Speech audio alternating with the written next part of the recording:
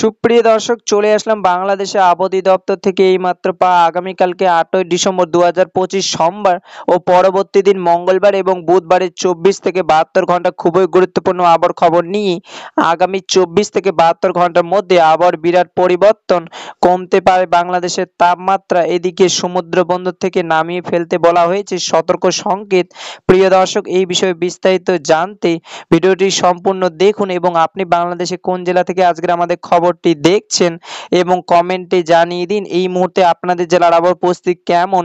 প্রতিদিনের নিত্য নতুন আবহাওয়ার পূর্বাভাস জানতে এই ভিডিওটিতে একটি লাইক দিয়ে চ্যানেলটিকে সাবস্ক্রাইব করে পাশে থাকা বেল আইকনটি অন করে রাখুন।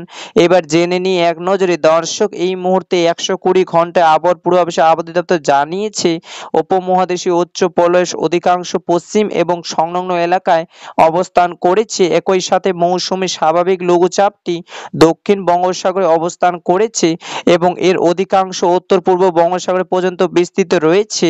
সেই সাথে আজ 7ই ডিসেম্বর 2025 রবিবার 24 ঘন্টা আবহাওয়ার পূর্বাভাসে আবহাওয়া দপ্তর জানিয়েছে আজ রবিবার সকাল 9টা থেকে 24 ঘন্টায় অস্থায়ী আংশিক মেঘলা আকাশ সহ দেশের আবহাওয়া প্রধানত শুকনো থাকতে পারে এবং সেই সাথে ভোরের দিকে বাংলাদেশে কোথাও কোথাও হালকা কুয়াশা পড়তে পারে এবং তাপমাত্রা বলা হয়েছে বাংলাদেশের রাতের তাপমাত্রা প্রায় অপরিবর্তিত থাকতে পারে, তবে দিনের তাপমাত্রা 1 থেকে 2 ডিগ্রি সেলসিয়াস পর্যন্ত কমতে পারে।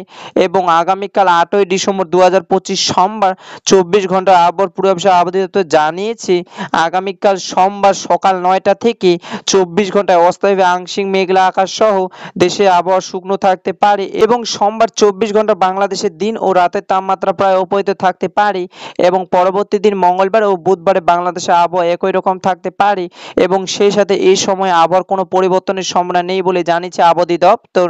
দর্শক, এই ছিল আমার কাছে আজ রবিবার এবং পরবর্তী দিন সোমবার ও মঙ্গলবার ও বুধবারে খুবই গুরুত্বপূর্ণ আবহাওয়ার খবর। দেখা হবে পরবর্তী দিনে আবহাওয়ার ভিডিওতে। ততক্ষণ পর্যন্ত সুস্থ থাকুন, ভালো থাকুন, ধন্যবাদ।